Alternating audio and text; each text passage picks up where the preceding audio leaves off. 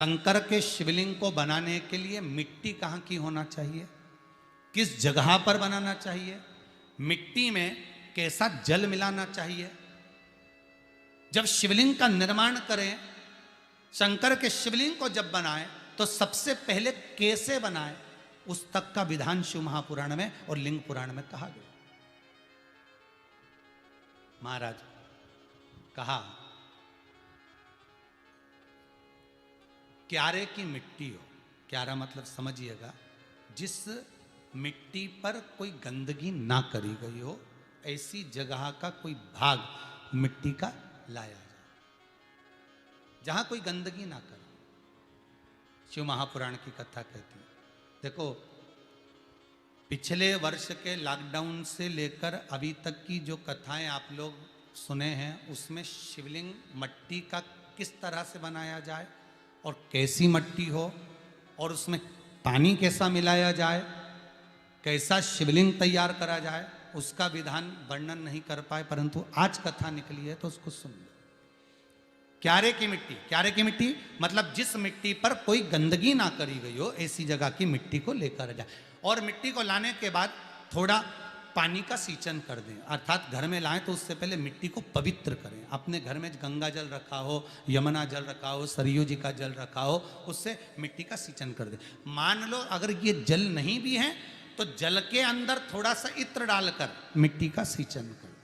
अगर इत्र भी नहीं है तो जल के अंदर थोड़ा सा दूध डालकर मिट्टी का सींचन कर। दूध भी नहीं है तो एक बेलपत्री जल के अंदर डालकर उस पानी का सींचन कर। बेलपत्र भी नहीं है, पीपल का पत्ता डालकर उसका सींचन कर दें। पर मिट्टी पर घर में लाते से ही, ये नहीं कि मिट्टी आज लाए और तुमको शिवलिंग कल बनाना है, तो मिट्टी अगर एक दिन पहले लाए हो, 2 दिन पहले लाए हो, 4 दिन पहले लाए हो, तो उसी दिन जल का सींचन होना चाहिए। ये नहीं कि जिस दिन बनाएंगे उस दिन सींचन होगा। मिट्टी पर पानी का छींटा, सींचन भले ज़्यादा मत डालो, पर छींटा तो उस दिन लगा देना चाहिए जिस दिन घर में मिट्टी लेकर आए हो, जिस दिन लेकर। फिर भले तुम शिवलिंग 15 दिन बाद बनाओ, 8 दिन बाद बनाओ, 10 दिन बाद बनाओ, 3 दिन बाद बनाओ, और उस समय पर मिट्टी का सींचन उस समय हो जाना चाहिए।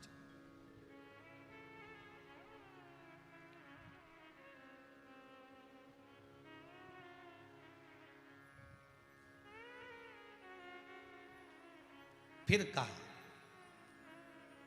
जिस दिन शिवलिंग का निर्माण करो उस दिन प्रातः में अगर आप शिवलिंग बना रहे हैं तो ब्रह्म मुहूर्त में मिट्टी को गला दो।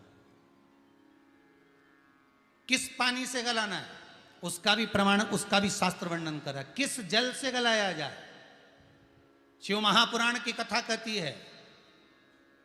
अगर आपको आज शिवलिंग का निर्माण करना है, शाम को आप शिवलिंग का निर्माण कर रहे हो, तो अपने पानी का जो मटका होता है, हंडा होता है, रसोई घर में जहां पानी भर कर रखते हो, उसके नजदीक में एक कलश जिसमें अलग से ताजा जल भरा जाए और उस पर प्लेट ढकी हो और उस पर एक चावल का दाना रखा हो, उस जल को लेकर आओ। थोड़ी देर रखा रहे, आधा घंटा, 2 घंटा, 3 घंटा, 15 मिनट, 20 मिनट, पर वो पानी वहां रखा होना चाहिए। रसोई घर में अन्नपूर्णा का निवास होता है, परिंदे के पास पितरों का निवास होता है। अन्नपूर्णा, पित्र सब रसोई घर के भीतर विराजमान होते हैं। शास्त्र कहता है 33 कोटि देवता एक समय के लिए, एक क्षण के लिए हमारे रसोई घर में प्रवेश करते हैं। इसलिए रसोई घर को तुम पूरे घर को स्वच्छ रखो ना रखो, पूरे घर को तुम साफ रखो ना रखो, पर रसोई घर एकदम क्लीन होना चाहिए, साफ होना चाहिए, स्वच्छ होना चाहिए। आज के ज़माने में तो खैर गया, पर पहले जब मट्टी के चूल्हे होते थे, जब चूल्हा बंद होता था तो उसको गीला कर कर, गोबर को या पानी में उसको गीला कर कर, एक कपड़े को गीला कर कर पूरे चौके को, रसोई घर को पोंछा जाता था। मिट्टी का होता था वो, तो भी उसको पोता लगाते थे, पोंछते थे।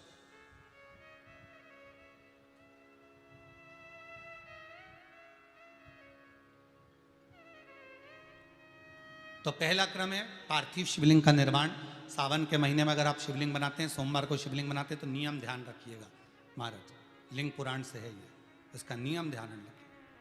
क्या करना है, मिट्टी को लाना है, जल का छींटा देना, छींटा जरूर देना, घर में लेकर आए और जल का छींटा होना जरूरी है।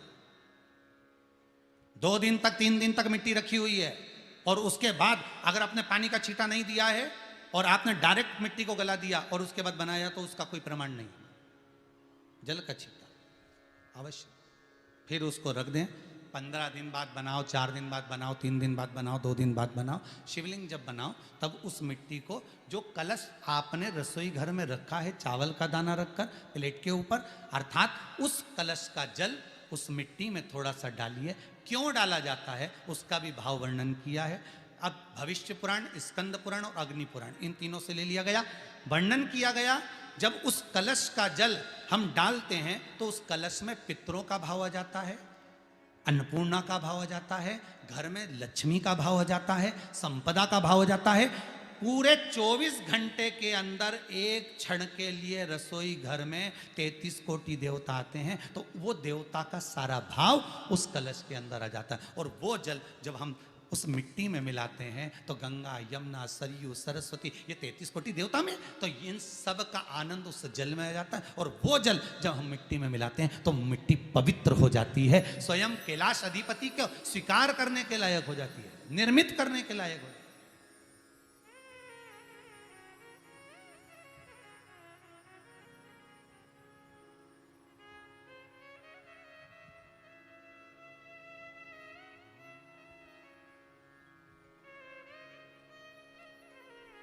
शिवलिंग का निर्माण। अब शिवलिंग का निर्माण कैसे करना? मिट्टी में गला दिया पानी में। सबसे पहले शिवलिंग बनाने से पहले पात्र को, पात्र जो होता है उसके नीचे एक बेलपत्र रखी जाती है। क्या रखना है? एक बेलपत्र। शंकर को झेलने के लिए कोई साधारण नहीं है पात्र जिस पे झेला जाए। स्वयं गंगा शिव की जटा में, और आप शंकर के शिवलिंग का निर्माण कर रहे हो, कोई साधारण नहीं हो सकता। स्वयं आप विदेश्वर संहिता के अंतर्गत पढ़े कि ब्रह्मा और विष्णु, ब्रह्मा ऊपर जा रहे हैं, भगवान विष्णु नीचे जा रहे हैं, तो पता नहीं कर पा रहे कि यहां चरण कहां पर और शीश कहां पर है,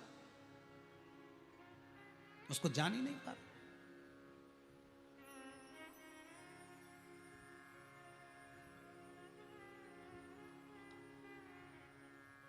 बस एक बेलपत्र, साधारण भाव में बेलपत्र भी सीधा भाग, और इस बेलपत्र की जो डंडी है वो उत्तर दिशा में रखना है थाली के अंतर्गत। जब आप शिवलिंग का निर्माण करें उत्तर, इसके ऊपर जो गलाई हुई मिट्टी है वो डाल दीजिए, और डालने के बाद सबसे पहले शिवलिंग का स्वरूप बनाना है। सबसे पहले नीचे की जलाधारी नहीं बनाना। क्या बनाना है? शिवलिंग का स्वरूप बनाना। बनाने के बाद उसी शिवलिंग के पास में और मिट्टी डाल लीजिए, फिर जलाधारी का निर्माण करें, फिर जलाधारी।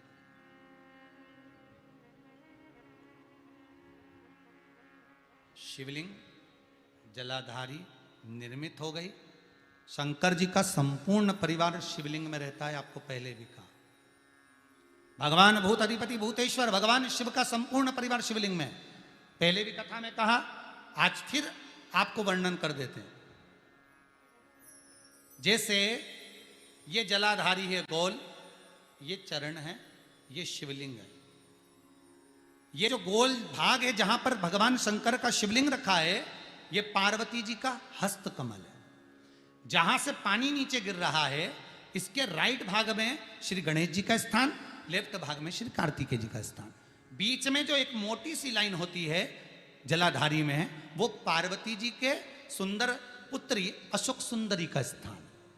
शंकर जी के ऊपर जो तिकोनी रखी रहती है, उसके ऊपर से जो जल बूंद बूंद नीचे गिरता है, ये जो पानी बूंद बूंद नीचे गिरता है, या आप कलश से जल चढ़ाते हो या आप श्रृंगी से जल चढ़ाते हो, तो ये जो पानी गिर रहा है, ये शंकर भगवान की 5 पुत्रियां, जया, विषहरा, शामरी बारी, दौतली और देव, ये शंकर जी की 5 बेटी, 5 पुत्री।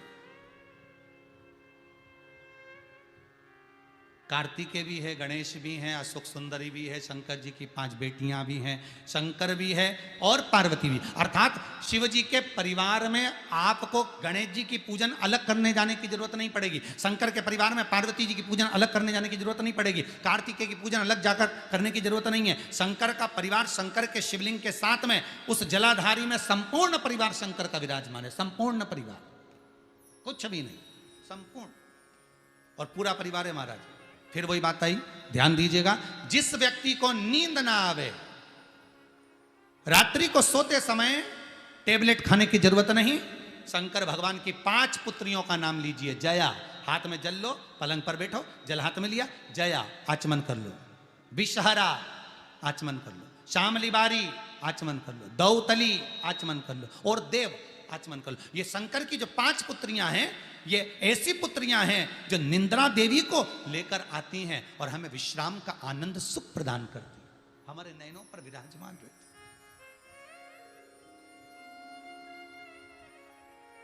हाँ, यदि विवाह नहीं हो रहा, शादी नहीं हो रही है, बहुत समय से लगन देख रहे हो, शादी नहीं हो रही, बहुत समय से परेशान हो गए कि विवाह ही नहीं हो रहा, हम तो टेंशन में पड़ गए, लड़की 28 साल 30 साल का लड़का हो गया, विवाह नहीं हो रहा, कुछ मत करो। अष्टमी तिथि आए तो अशोक सुंदरी वाली जो जगह है वहां पर हल्दी की 7 बिंदियां लगा दो, लड़का लड़की का हाथ उस बिंदी पर रखवा दो, उसका नाम गोत्र बोलो, उसी हल्दी में उसके हाथ पीले करवा दो और पीपल के पेड़ पर उस हाथ के 5 छापे पड़वा दो, 3 महीने में विवाह पक्का हो जाता है महाराज। उसका इतना, अशोक सुंदरी के उस हल्दी का इतना प्रमाण,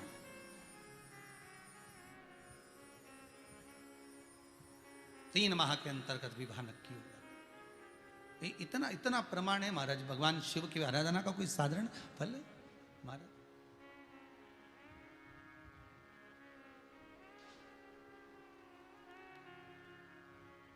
निर्मित करा शिवलिंग।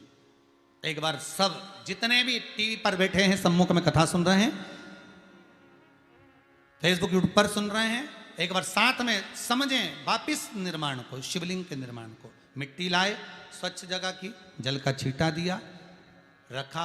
जब शिवलिंग बनाया तो 1 कलश पानी पहले से 2 घंटा, आधा घंटा, 15 मिनट, 20 मिनट पहले उसको रख दिया, उसी पानी से उसको गीला करा। गीला करने के बाद उसका निर्माण सबसे पहले बेलपत्री, बेलपत्री के ऊपर मिट्टी, मिट्टी के ऊपर रखकर शिवलिंग का निर्माण, फिर जलाधारी का निर्माण, जलाधारी का निर्माण और शिवलिंग का निर्माण पूर्ण होने के बाद में फिर बाबा का सुंदर भाव से आप श्रृंगार करें, अभिषेक करें, पूजन करें। और एक बात याद रखना, पार्थिव शिवलिंग का अगर निर्माण करा है तो आपको वो पार्थिव शिवलिंग को रात्रि होने से पहले विसर्जन होना जरूरी है। हाँ, अगर कोई शिवरात्रि का दिन है तो फिर आप पूरी रात रख सकते हो, हरतालिका तीज का दिन है पूरी रात रख सकते हो, बड़ी तीज है, छोटी तीज है, आप शिवलिंग बनाए हो तो आप पूरी रात रख सकते हो, विशेष कोई उत्सव है, श्रावण का महीना है, पूरी रात रख सकते हो। पर बाकी के समय अगर आप शिवलिंग का निर्माण करें तो उसको सूर्यास्त होने के पहले आप उसको